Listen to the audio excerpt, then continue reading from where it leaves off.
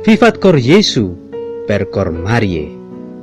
Hiduplah hati kudus Yesus melalui Bunda Maria. Saudari-saudara yang terkasih dalam hati kudus Yesus, salam jumpa dalam resi renungan singkat Dehonian hari ini.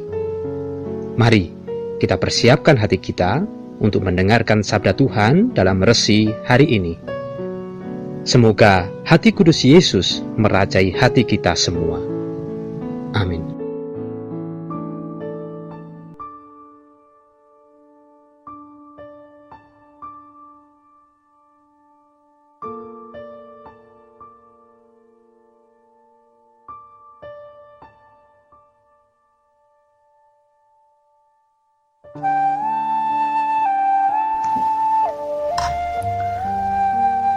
Saudara-saudari yang dikasihi oleh Tuhan, marilah kita sejenak mendengarkan sabda Tuhan. Injil diambil dari Injil Lukas bab 5 ayat 27 sampai 32. Sekali peristiwa Yesus melihat seorang pemungut cukai yang bernama Lewi sedang duduk di rumah cukai. Yesus berkata kepadanya, "Ikutlah aku." Maka berdirilah Lewi dan meninggalkan segala sesuatu, lalu mengikut dia. Dan Lewi mengadakan suatu perjamuan besar untuk dia di rumahnya, dan sejumlah besar pemungut cukai dan orang-orang lain turut makan bersama-sama dengan dia. Orang-orang Farisi dan ahli-ahli Taurat bersungut-sungut kepada murid-murid Yesus, katanya, "Mengapa kamu makan dan minum bersama-sama dengan pemungut cukai dan orang-orang berdosa?" Lalu jawab Yesus kepada mereka, katanya, "Bukan orang sehat yang memerlukan tabib, tetapi orang sakit. Aku datang bukan untuk memanggil orang benar, tetapi orang berdosa, supaya mereka bertobat." Demikianlah Injil Tuhan. Saudara-saudari yang terkasih, Yesus datang untuk menyembuhkan orang yang sakit, untuk memanggil orang berdosa supaya mereka bertobat. Hal pertama yang dapat kita renungkan adalah Yesus mau menunjukkan kepada kita kenyataan belas kasih Allah yang begitu besar kepada manusia. Allah tidak menutup mata dari mereka yang sakit, dari orang yang berdosa, tapi Allah berkenan untuk datang ke dunia untuk mencari mereka yang sakit, mereka yang berdosa, supaya disembuhkan dan supaya dituntun kepada pertobatan dan keselamatan.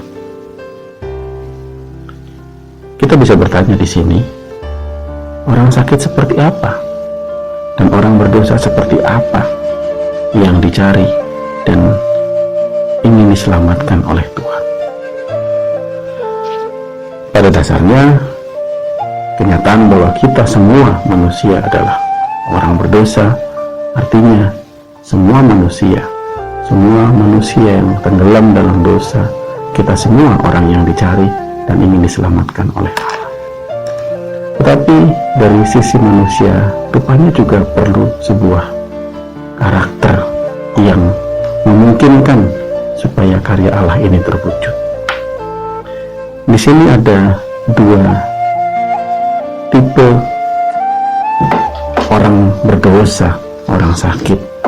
Yang pertama adalah Lewi, sang pemungut cukai, dan juga pemungut cukai yang lain. Yang kedua adalah orang Farisi dan ahli-ahli Taurat. Kelompok yang pertama atau tipe yang pertama, Lewi, ketika dipanggil oleh Yesus, dikatakan ia segera berdiri, meninggalkan segala sesuatu, lalu mengikut dia. Cukup mengherankan bahwa orang yang baru berjumpa, seandainya bisa diandaikan demikian, tiba-tiba mau mengikuti orang yang baru saja dia kenal. Tetapi di sini tentu saja Injil menyampaikan bahwa ada sesuatu yang